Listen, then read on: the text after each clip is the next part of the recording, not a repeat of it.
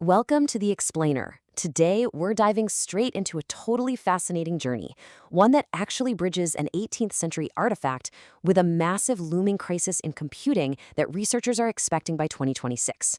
We're looking at a really fundamental clash over who actually controls your data, your hardware, and our shared digital reality. And to really understand where we're going, we first have to look back at the past. Okay, let's picture a physical museum exhibit for a second. Imagine you're standing in front of a firm, cream-colored panel mounted right onto an old, textured red brick wall at the Revere House.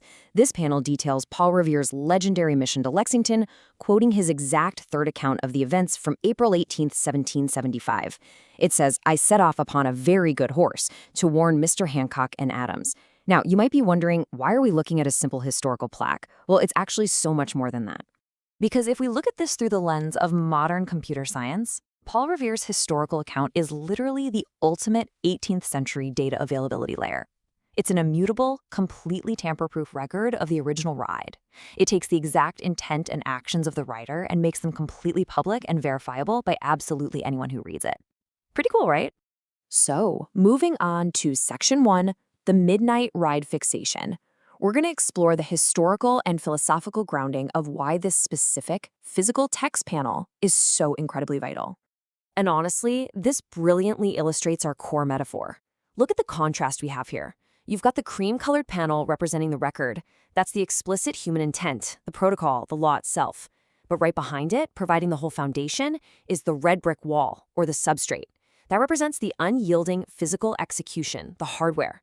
This dynamic tension between the record and the substrate, that is the foundational concept we'll be unpacking today. Which brings us to Section 2, Record Against Substrate. Let's see how this historical dynamic maps perfectly onto how our modern hardware actually processes human thought. You see, we bridge our messy human minds to the machine through what researchers call the semiotic bridge. Up top, we have OS alpha, our fuzzy, associative human cognition. Actually, scratch the technical jargon, just think of it as our wild, meaning-driven imagination. But down at the very bottom, the physical substrate of a computer, the arithmetic logic unit, or ALU, it has no idea what meaning is. It's totally rigid. It only registers physical voltage levels. The absolutely crucial point here is that structured text acts as the ultimate exact translator. It is the only bridge capable of taking our messy human imagination and compiling it directly into the deterministic voltages of a silicon microchip. Basically, text is the cream panel dictating the action of the red brick. Now for Section 3, the 1689 breach. We need to look at how this physical execution is currently under threat by what sociologists are neutrally calling a royalist counter-revolution.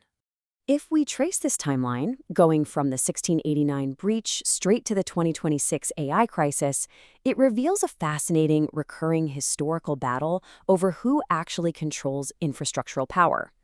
We see the establishment of state sovereignty back in 1648, the constitutional shifts in 1689, the physical assertion of the Midnight Ride in 1775, all of this leading straight to what our sources refer to as the Great Enclosure of 2026. This is a massive looming crisis brought on by centralized cloud AI systems where your control over digital truth is basically in danger of being locked away entirely. Just take a look at this impartial breakdown. It shows exactly what is at stake here. On one side, we have centralized AI inference systems acting as an agentic kingship, essentially ruling from the top down. They operate as a metered utility, creating what the sources call an automated miasma. Think of it as a foggy, closed-off cloud environment where you don't actually control the underlying logic at all. Now, on the other side, we have artificial life, or AO. AO operates on agentic sovereignty, meaning it relies on the local, undeniable execution of the record using exact deterministic text on your own local hardware. So what does this actually mean for us? Well, it poses a massive structural crisis.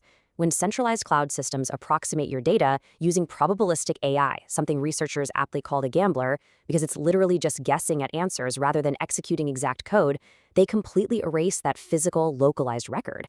And what happens then? The identity of original contributors is totally liquidated. Without an exact, deterministic, mathematical path, you lose the chain of title. You completely lose the truth of where the data even came from in the first place. Section 4, Restoring Agentic Sovereignty. Let's transition over to the resolution of the 1689 breach, utilizing the exact hardware of the ALU, the surveyor, to reclaim our control. Agentic sovereignty, is the framework that fixes this entire mess. By shifting our core logic away from the wild guessing of the gambler and handing it over to the exact rule-following surveyor, we actually restore your local hardware execution. This relies on an inalienable, mathematically invariant record. By doing this, we basically bring true symmetry, reversibility, and total forensic accountability all the way back down to the edge of the network. It literally puts the power back in your hands. And here is how that mathematical truth impacts the real physical world step by step. First, the sovereign pilot, that's the human, applies strict text intent. They write the record. Second, a deterministic digital cell executes that exact script. Third, physical switchboards at the edge of the network perfectly translate that logic into real-world action. It's a surgical execution that seamlessly translates digital truth into physical action on the substrate, completely bypassing the need for any centralized cloud authority whatsoever. Returning to Paul Revere for a moment, our sources emphasize a really beautiful philosophical concept here. We recognize that true execution is defined by its haseidi, which is a fancy word that simply means its undeniable thisness out in the physical world. It emphasizes the specific time, 10 p.m., and the specific horse. It is a localized, anchored event that actually happened in reality, not just some probabilistic guess made by a machine floating out in the cloud. Ultimately, you literally cannot separate the digital intent from the physical substrate. The words of the record are the protocol. The physical execution is the realization of that protocol. As our source documents point out, we carry the exactness of this historical account forward into the next 581 kilometers of our modern digital strike. The record and the substrate are permanently linked. So I want to leave you with this final provocative thought to chew on today. As a sovereign pilot standing before the record, the survival of your digital sovereignty depends entirely on whether you choose to author your own physical reality. Will you wield the exact text to maintain your agency, or are you going to surrender your execution entirely to the cloud? Thank you so much for joining me on this explainer. Keep questioning the systems around you, and I'll catch you next time.